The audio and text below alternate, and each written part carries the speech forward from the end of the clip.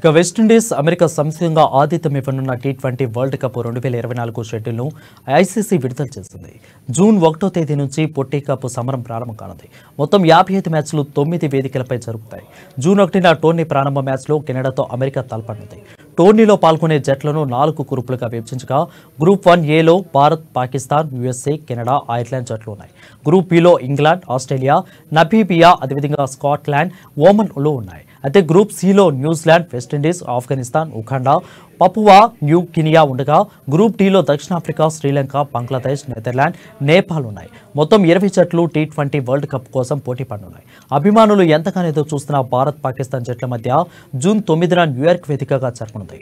Semi-final మ్యాచ్లు Trinidad and Tobago, గయానాలో జరగనున్నాయి. అయితే జూన్ 29న జరిగే ఫైనల్ మ్యాచ్కు బార్బడోస్ వేదిక కానుంది. లీగ్ దశ ముగిసిన తర్వాత ప్రతి గ్రూప్ నుంచి 2 జట్లు సూపర్ 8కు చేరుకుంటాయి. ఆ తర్వాత సెమీస్, ఫైనల్ మ్యాచ్లకు జరగనున్నాయి.